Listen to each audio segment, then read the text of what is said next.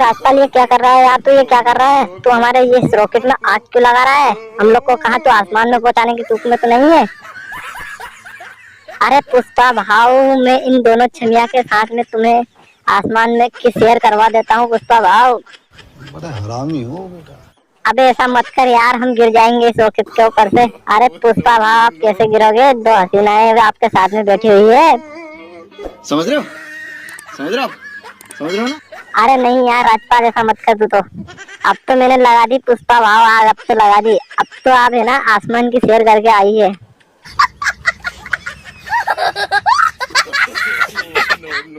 अरे अरे पुष्पा भाव बचाइए, पुष्पा भाव बचाइए।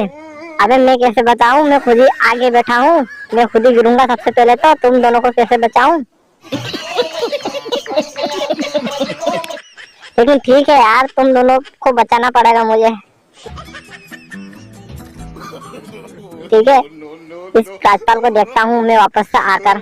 ठीक है पुष्पा हो, ठीक है, हम लोग अभी आसमान की सैर करके आते हैं और उसके बाद इस राजपाल को देखते हैं। इसने चश्मा पहनकर बड़ा ही मजा ले रहा है हमारा। देखा आपने लापरवाही का नतीजा। ठीक है ठीक है।